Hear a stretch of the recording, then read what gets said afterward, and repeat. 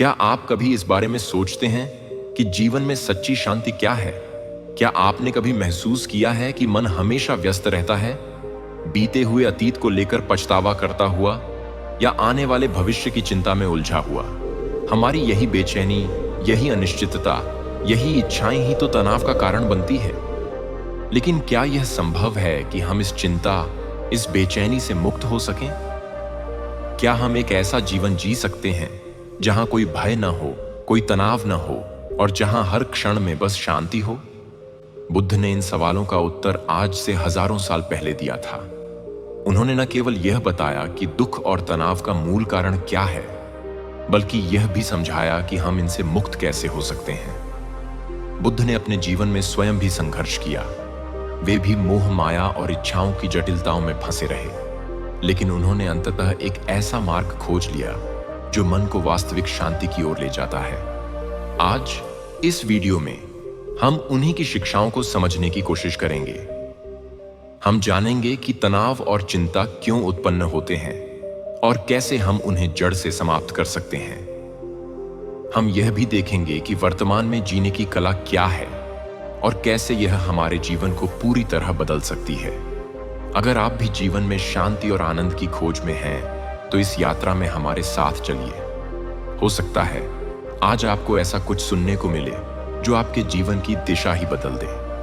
कहानी में आगे बढ़ने से पहले हमारे चैनल मोटिवेशन ब्लॉगर को सब्सक्राइब जरूर कर लें। बहुत समय पहले की बात है। एक युवक था, आरव। वह एक साधारण जीवन जीता था, लेकिन उसके मन में हमेशा बेचैनी रहती थी। उसे छोटी छोटी बातों की चिंता रहती। क्या वह अपने माता पिता की अपेक्षाओं पर खरा उतर पाएगा? क्या वह समाज में एक सफल व्यक्ति बन सकेगा? क्या लोग उसे पसंद करेंगे?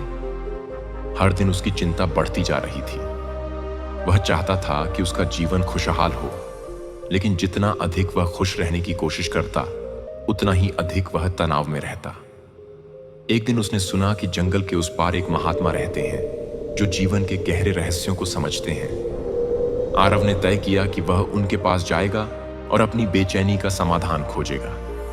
लंबी यात्रा के बाद वह एक शांत आश्रम पहुंचा, जहां गौतम बुद्ध ध्यान मग्न बैठे थे। उनके चेहरे पर असीम शांति थी, मानो उन्होंने जीवन के सभी प्रश्नों के उत्तर पा लिए हों। आरव ने बुद्ध के चरणों में प्रणाम किया और कहा, गुरुदेव, मैं हमेशा भविष्य की चिंता करता हूं, अपने निर्णयों को लेकर असमंजस में रहता हूं और हर छोटी बात से डरता हूं। कृपया मुझे बताइए कि मैं इस तनाव से कैसे मुक्त हो सकता हूं। बुद्ध ने मुस्कुराते हुए एक छोटी सी कहानी सुनाई।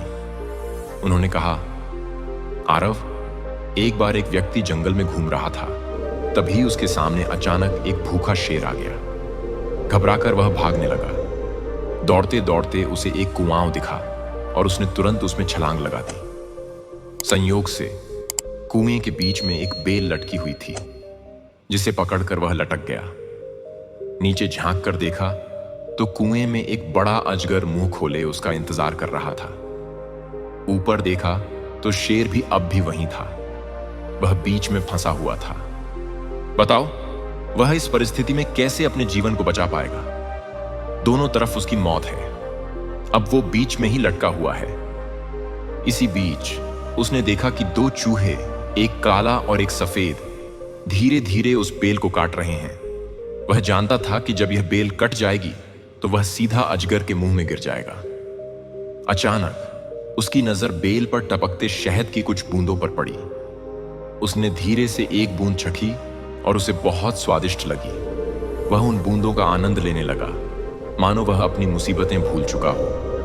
बुद्ध ने आरव की ओर देखा और पूछा, क्या तुम समझे कि इस कहानी का अर्थ क्या है? आरव ने सिर हिलाया और कहा, गुरुदेव, यह व्यक्ति मैं ही हूं जो हर समय अपने भविष्य की चिंता करता हूं। शेर मेरी परेशानियां हैं, अजगर मेरी मौत है और काले सफेद चूहे दिन और रात हैं जो धीरे धीरे मेरा जीवन कम कर रहे हैं। लेकिन मैं शहद की उन बूंदों में उलझा रहता हूं जो मेरी इच्छाएं हैं और उसी में खो जाता हूं। बुद्ध ने सिर हिलाते हुए कहा, यही तो तुम्हारी समस्या का कारण है आरव। जब तक तुम इस सच्चाई को नहीं समझोगे कि जीवन क्षण भंगुर है, तुम चिंता और तनाव से मुक्त नहीं हो सकते। तुम्हारा मन या तो अतीत की गलतियों में उलझा रहता है या फिर भविष्य की चिंता में घुलता रहता है। लेकिन वास्तविकता यह है कि तुम्हारे पास केवल वर्तमान क्षण है। अगर तुम इसे पूरी तरह जी सको तो तुम्हें कभी तनाव नहीं होगा। बुद्ध ने झील की ओर इशारा करते हुए कहा, जब पानी स्थिर होता है तो तुम उसमें अपना चेहरा स्पष्ट देख सकते हो, लेकिन जब तुम उसे हिलाने की कोशिश करते हो तो तस्वीर धुंधली हो जाती है। तुम्हारा मन भी ऐसा ही है।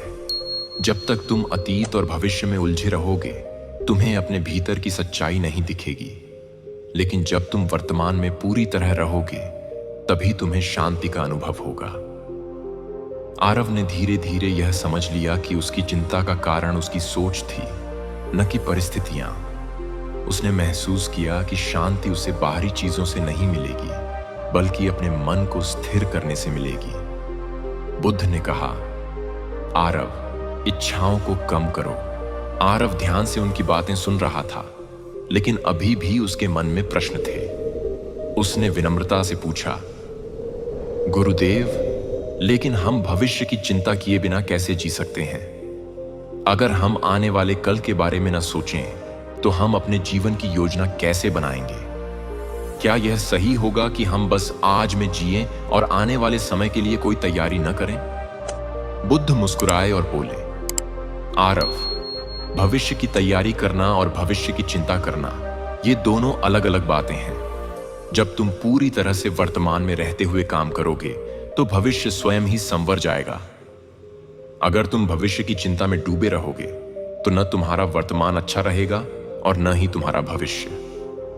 उन्होंने पास पड़े एक छोटे पौधे की ओर इशारा करते हुए कहा, देखो इस पौधे को, यह बस अपनी प्रकृति के अनुसार बढ़ता है। इसे चिंता नहीं है कि कल बारिश होगी या नहीं। इसे यह भय नहीं कि कोई इसे तोड़ देगा या नहीं। यह बस अपना कर्तव्य निभाता है। सूरज की रोशनी में बढ़ना, जड़ों को गहराई तक फैलाना और धीरे धीरे एक बड़ा वृक्ष बन जाना।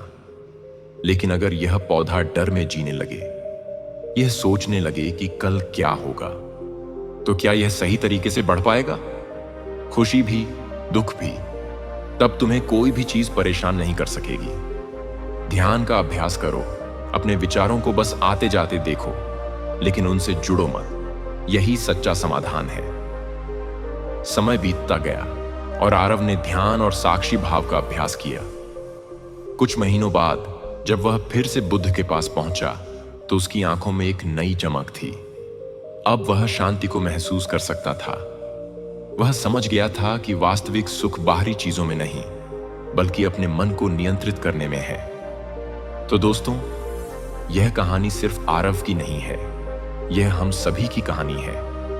हम सब अपने विचारों में उलझे रहते हैं, अपनी इच्छाओं में फंसे रहते हैं और इसी कारण तनावग्रस्त रहते हैं। लेकिन अगर हम बुद्ध की शिक्षाओं को अपनाएं, वर्तमान में जिए, इच्छाओं को सीमित करें और ध्यान करें, तो हम भी आरव की तरह जीवन भर चिंता से मुक्त रह सकते हैं।